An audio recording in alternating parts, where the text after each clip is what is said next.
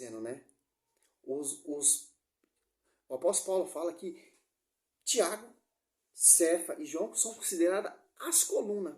Em Coríntios 12,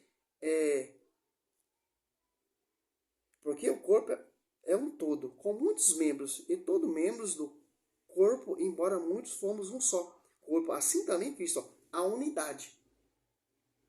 Membros são muitos, mas sintonia com o corpo. Quer dizer o quê? Que são esses membros? São as comunidades que estão surgindo em sintonia com o corpo místico, com a igreja, em sintonia com a cabeça. Não uma igreja protestante, cada uma esquina tem uma. E o Espírito são um só. Os dons são diversos. Mas o Espírito Santo é um só. Aqui, ó, Coríntios 12, 4. Há diversidade de dons, mas um só Espírito. Se for catar aqui em Efésios 4, 5, 2, 20. Edificado sobre o fundamento dos apóstolos e profeta, tendo por pedra angular o próprio Cristo. Que igreja foi fundada? Que igreja é essa? Ser de um só corpo e um só Espírito. Assim como fosse chamada pela vossa vocação, uma só esperança, um só Senhor, uma só fé, um só batismo. Então não tem onde correr, Augusto Nicodemos.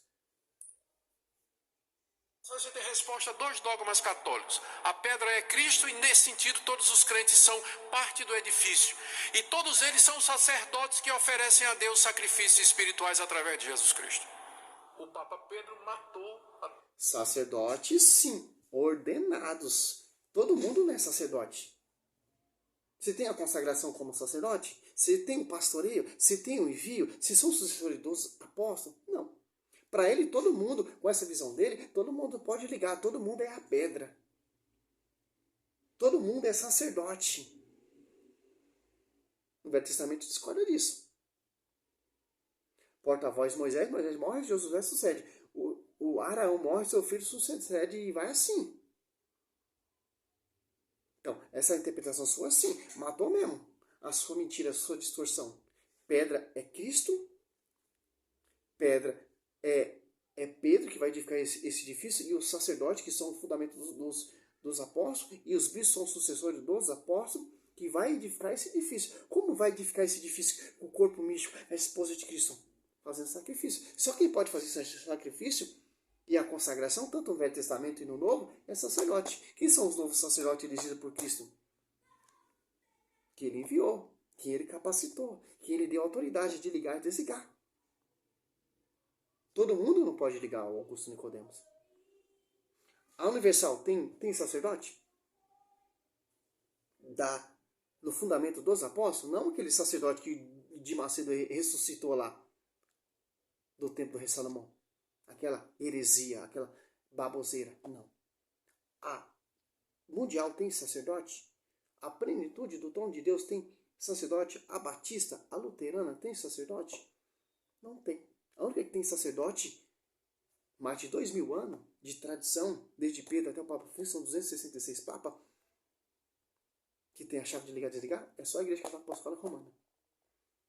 Quem está edificando esse edifício desde o primeiro século até agora? Santo Tomás de Aquino, Santo Irineu, Santo Inácio, Lino, sucessor de Pedro, Santo Tomás de Aquino, Santo Ambrósio, São João da Cruz, São João Paulo II. Que interessante, né? Santo Agostinho. Espirituais através de Jesus Cristo. O Papa Pedro matou a teologia aqui, né? Por isso está na Escritura: eis que ponho em Sião uma pedra angular eleita e preciosa, e quem nela crê não será de modo nenhum envergonhado. Para vós outros, portanto, o que credes é preciosidade, a pedra angular. Mas para os descrentes, a pedra que os construtores rejeitaram, essa veio a ser a principal pedra angular, pedra de tropeço e rocha de ofensa. Cristo é a pedra sobre a qual está edificada a igreja. E para quem não crê, ele é uma pedra de tropeço. A pessoa bate e cai em Cristo. Ele é. Claro que Cristo seria a pedra. Ele é o fundamento. E os apóstolos são a pedra viva que vai edificar esse fundamento também, que é a igreja, que é o corpo místico de Cristo. Nós temos a fé dos apóstolos. A fé de quem Cristo enviou. Então, se for ver esse pensamento dos protestantes, Martinho Lutero, 1700 ali, fundou a sua igreja. Era monge agustiniano, se partou, se corrompeu, fundou a sua própria igreja. E juntou força com João Calvino e fundaram a sua igreja. A calvinista, né, ali, a luterana, Martinho Lutero, e a calvinista, que fundamenta João Calvino, e depois foi surgindo várias outras. Então, se for ver o pensamento, essa pregação desses caras, então, Pedro não é papa, Pedro é infalível, Pedro é corruptível, o próprio Cristo errou na sua profecia, o próprio Espírito Santo errou porque o Espírito Santo se tornou a igreja pública. Quem está certo é o Martinho Lutero, que se revoltou, que se apartou desse corpo místico que é a igreja, que é uma igreja mista, que está em sintonia com a cabeça que está lá na glória, a triunfante, a igreja militante que somos nós. Então, vamos para a igreja protestante, porque os protestantes estão certos. Que o próprio Cristo está errado, o próprio Espírito Santo está errado, a profecia que Cristo deu sobre Pedro está errada, o Espírito Santo está errado, inspirando Pedro pregando ali. A primeira a pregar foi Pedro, então vamos para a igreja protestante, porque a verdade está ali. Surgiu lá depois de 16 séculos de atraso. Em 1700, e antes já tinha uma igreja. Então, 16 séculos de atraso, em 1500 ali, a Igreja Católica, todo o fundamento dos apóstolos, todas as patrícias que deram a vida, que foram martirizados, São Jerônimo, São Tomás de Aquino, esses doutores, esses monstros da fé católica, estão errados. Só quem está certo é a reforma protestante. É somente a Bíblia, somente a Escritura. Da onde veio esse fundamento? Da onde veio a igreja? Da pedra viva que é Cristo, que pregou oralmente, e da pedra que viva, que são os apóstolos que edificaram esse corpo místico. Que surgiu a igreja, que surgiu a Escritura, porque a igreja, quem fundou foi Cristo, sob o fundamento dos apóstolos, primeiro a pregar Pedro, por isso você tem essa Bíblia. Veio do fundamento dos apóstolos. Não estou citando o Velho Testamento já tinha. Interessante. Se for ver essa visão desses protestantes, você pode ver, cara. Pedro, ele negou Cristo 3 vezes. Cristo repreendeu Pedro. Se você for ver os destaques de Pedro, deve ser por isso que Cristo escolheu Pedro. Deu pastoreio a Pedro. Quando Pedro foi cheio do Espírito Santo, foi impactado, assumiu o ministério apostolado para edificar esse corpo místico, Pedro abandonou tudo para seguir. Tanto que alinhados após 2, Pedro prega, começa a fazer milagre e prodígio, a sombra de Pedro curava. Pedro interrogado ali no templo, Pedro pregando, e Pedro cheio do Espírito Santo, repreendendo, pregando, sendo apanhado, sendo martirizado, e Pedro não negou a sua fé até o último momento que foi pregado de ponta cabeça. Nunca mais Pedro renegou Cristo, nunca mais Pedro errou. Por quê? Porque o Espírito Santo estava sobre a sua vida. Tanto que a sua sombra, se você for conhecer Bíblia, sabe do que eu estou falando. A sombra lá, a nuvem prefigura o próprio Deus. No Novo Testamento é a sombra, prefigura quem? De Deus. Atos dos Apóstolos.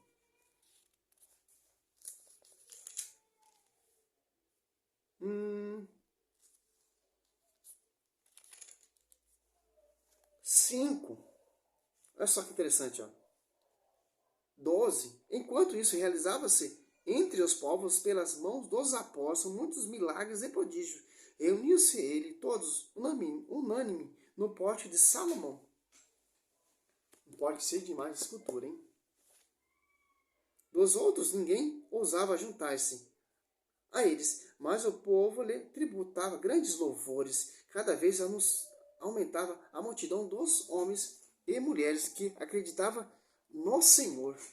Por quê? Por causa da pregação dos apóstolos, como o pastor oral. Quem está pregando aqui? Quem Cristo enviou, quem Cristo capacitou. Olha o 15, Atos dos Apóstolos 5,15. Ó. De maneira que trazia os doentes para as ruas, punha-nos em leito e marcas, a fim de que quando Pedro passasse, ao menos a sua sombra cobrisse algum deles. Também da cidade vizinha e de Jerusalém fluía muita gente, trazendo os enfermos e atormentados por espírito imundos, e todos eles eram curados. Agora você cata aqui em Mateus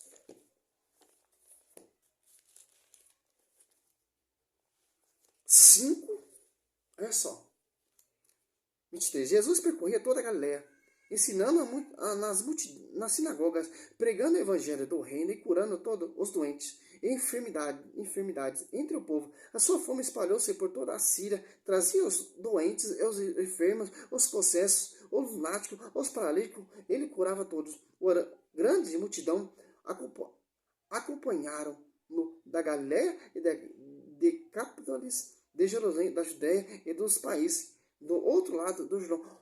Olha a prefiguração de Cristo aqui. Milagre e prodígio, quando Cristo ia pregando, sabe, fazendo milagre e prodígio ali, que Pedro passava, as pessoas levavam as pessoas para Pedro, e Pedro, só as mãos de Pedro curava. O milagre que Cristo começou a operar aqui no Velho Testamento, no Novo Testamento, Pedro operava lá no Atos dos Apóstolos.